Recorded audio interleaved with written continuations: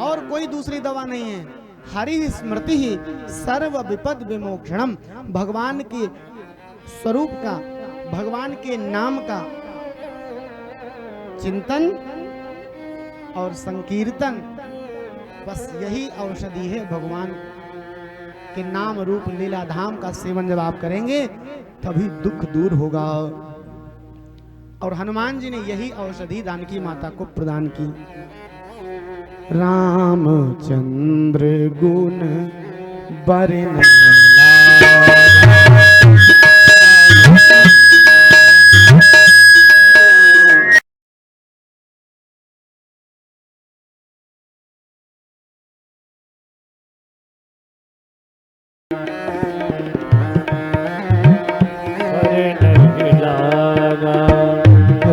रामचंद्र गुण बरने लागा। रामचंद्र गुण बरने लागा। रामचंद्र गुण बरने लागा। रामचंद्र गुण बरने लागा। बरने लागा। सुनत ही सीता कर दुख भागा। सुनत ही सीता कर दुख भागा।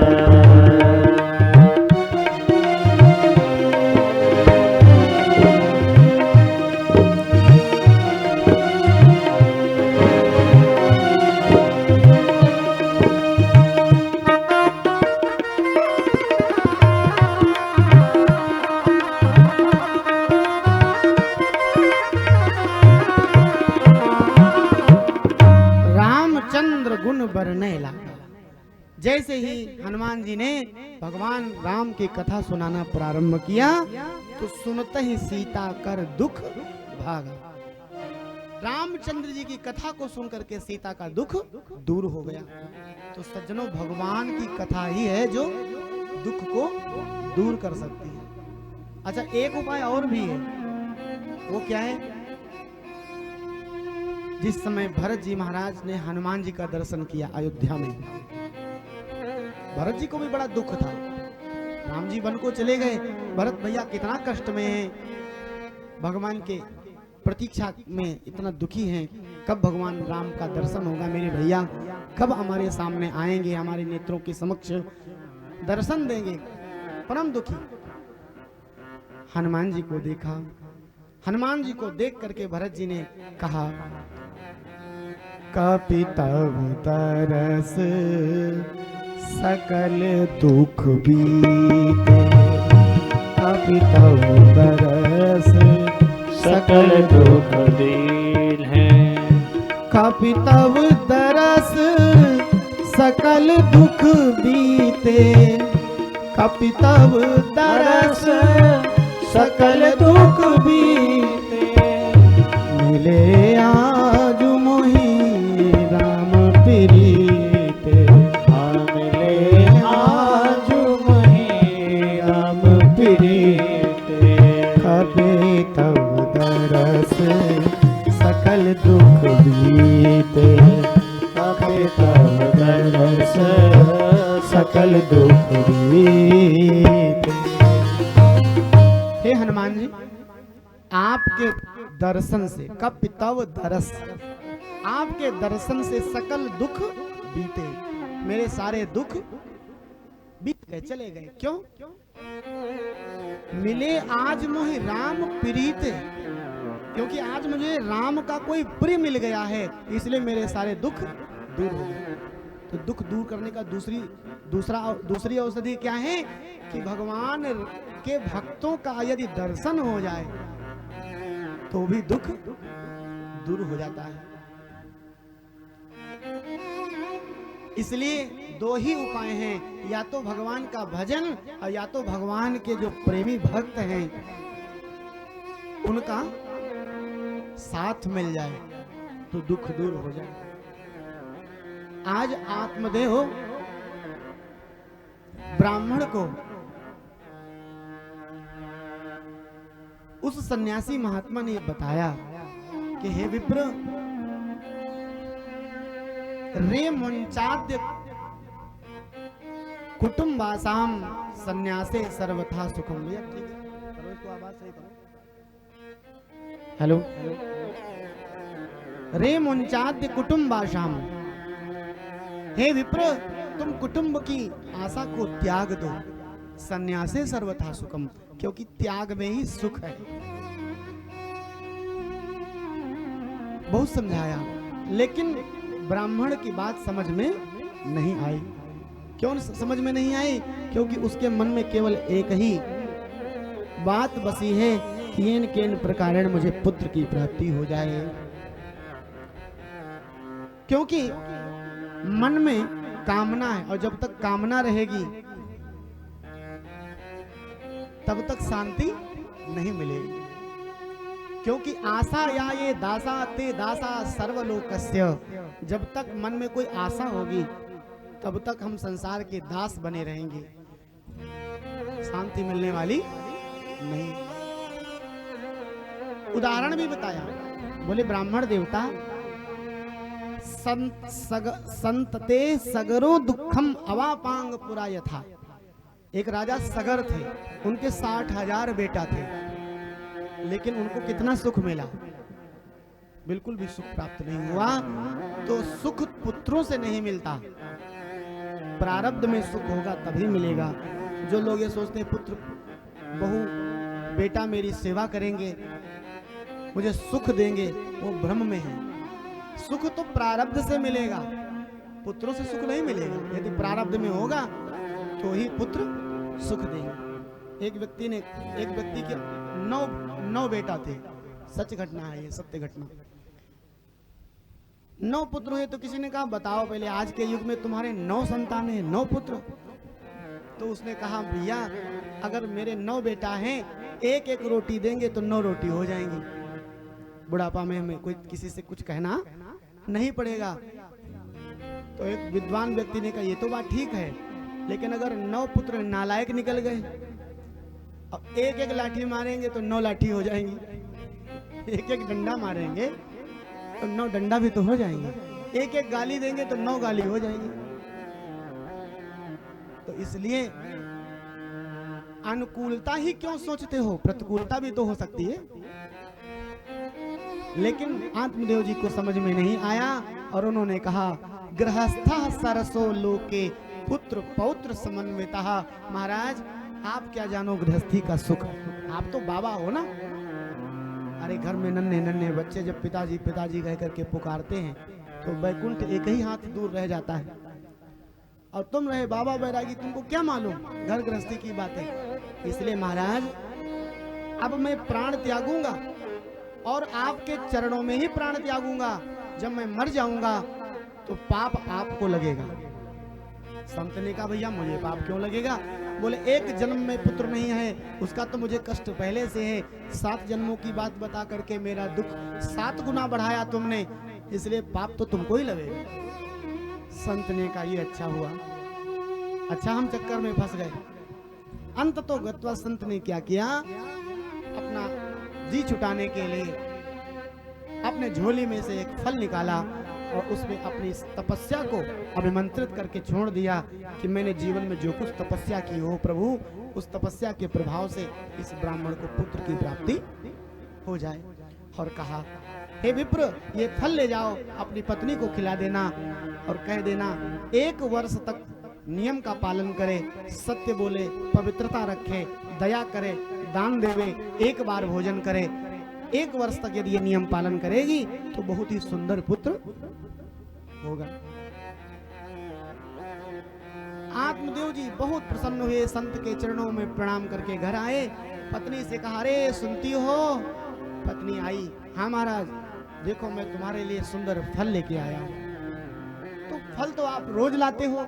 नहीं नहीं ये फल बड़ा ही दिव्य है। दिव्य क्यों है? बोले इसको तुम खा लोगी तो तुमको पुत्र होगा। बोले ऐसा इस फल में ऐसी शक्ति कहां से आ गई? बोले ये फल एक बहुत ही अच्छे संत ने प्रदान किया है। अरे बोले ऐसे संत तो बहुत प्रसाद प्रदान करते हैं। अरे बोले ऐसे वैसे नहीं, वो निर्मल बाबा है। निर्मल अंतःकरण वाले संत, हाँ, उनके द्वारा यह फल प्राप्त हुआ है और इससे आपको पुत्र अवश्य होगा, इसमें कोई शंका मत करो। हाँ, ये कलयुगी निर्मल बाबा का फल नहीं है।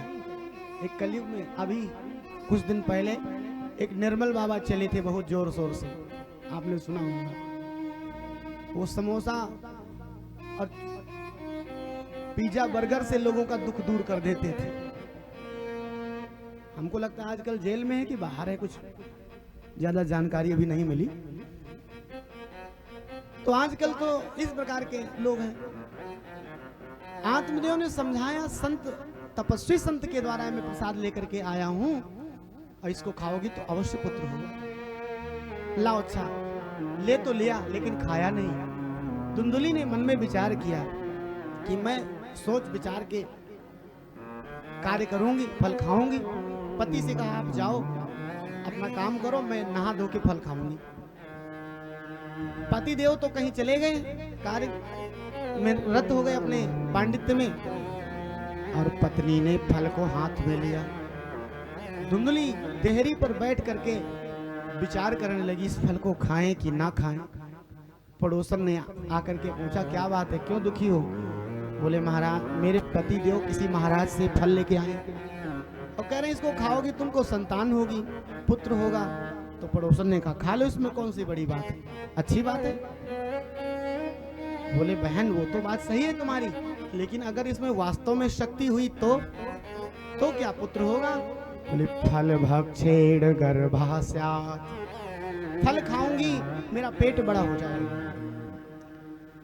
तो क्या हुआ? बोले जो पेट बड़ा हो जाएगा, पेट में मेरे बालक आ जाएगा, तो मैं भोजन कहाँ करूंगी? गर्भेडोदर वृद्धिता स्वल्प भक्षम ततो शक्ति गृह कार्यम कथम भवे। पड़ोसन ने कहा, तो कुछ कम खा लेना, कुछ ही दिन की तो बात है। बोले गृह कार्यम कथम भवे, जब मैं कम खाऊंगी तो शरीर में मेरे शक्ति नहीं रहेगी, ताकत नहीं रहेगी, तो घर का ये सब काम धंधा कौन करेगा? मैं तुमको उपाय बताती हूँ।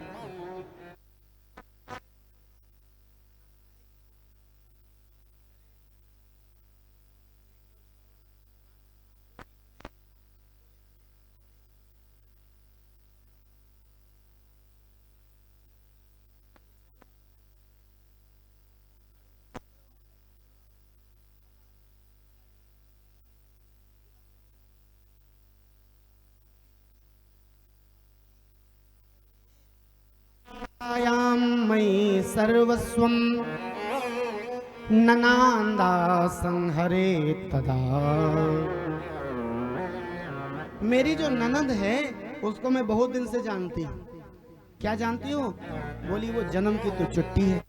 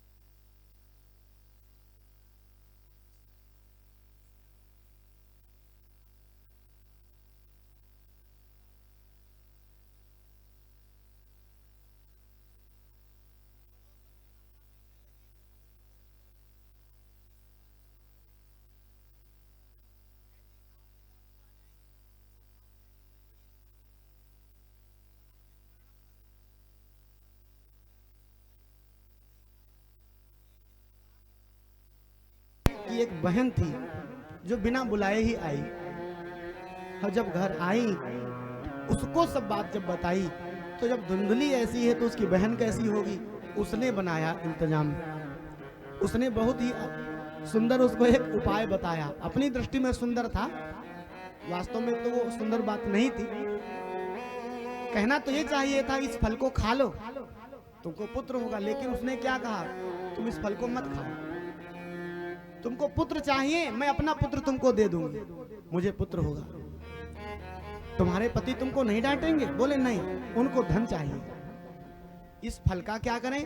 बोले इसका परीक्षण कर लो, परीक्षा ले लो इस फल की, इसको अपनी गाय को खिलाओ, पता चल जाएगा कि जो संत है उसमें कोई शक्ति है कि नहीं है। एवं कुतर्क योगेन तत्फलम नैव भक्षितम। कुतर्क करके उसने फल नहीं खाया और दोनों बहनों ने मिल करके ऐसा कुचक्र रचा कि बेचारे आत्मदेव कुछ समझ नहीं पाए।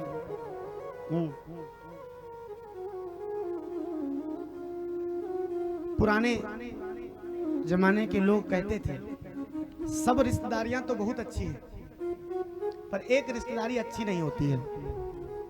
हाँ, और वो ज्यादा दिन चलती भी नहीं और चलाना भी ज्यादा नहीं चाहिए। आप लोग समझदार सब पढ़े लिखे लोग हैं। आजकल एक संबंध बहुत जोर शोर से चल रहा है, साढ़ू का संबंध। ननद का आगमन उतना नहीं होता घर में जितना बहनों का आगमन होता। और यह संबंध इस समय बहुत तेजी से चल रहा है, लेकिन पुराने समय में इसको ज्यादा महत्व नहीं दिया जाता था। ननिहाल, ससुराल, बहन बानोई, ये सब रिश्ते चलते थे। आत्मदेव की पत्नी ने अपनी बहन के कहने पर ऐसा कुचक्र रचा, आत्मदेव बेचारे कुछ नहीं जान पाए और समय आने पर उनको ये बतला दिया गया कि घर में संतान हुई है। भगवान जाने दोनों ने कैसे मैनेज किया होगा, कैसे अपने पति को इस प्रकार से समझाया होगा। गोस्वामी तुलसीदास जी लिखते हैं कि विधि हो न नारी हृदय, विधि हो न नारी हृदय।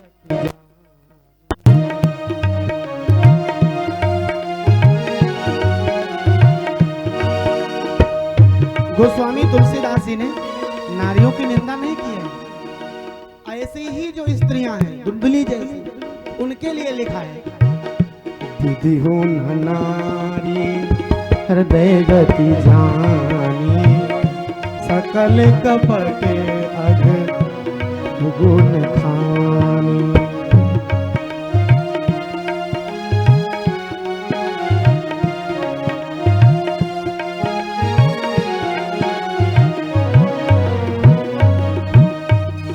विधि हो न नारी हृदय गति जानी, विधाता भी ऐसी धुंधली जैसी स्त्रियों के हृदय की स्थिति को जान नहीं सकते। कारण क्या है? कारण इसका यह ही है, दुर्गा सप्तशती में लिखा है, दुर्गा सप्तशती भगवती का चरित्र है। उसमें लिखा है कि संसार की जितनी स्त्रियां हैं, जितनी नारियां हैं, जितनी महिलाएं हैं, वो सब भगवती के स्वरूप से प्रकट हुई हैं। स्त्रियां समस्ता सकला जगत्सु, संसार की सकल स्त्रियां भगवती के स्वरूप से प्रकट हुई हैं। तो भगवती दुर्गा के कितने स्वरूप हैं? 9 दुर्गा।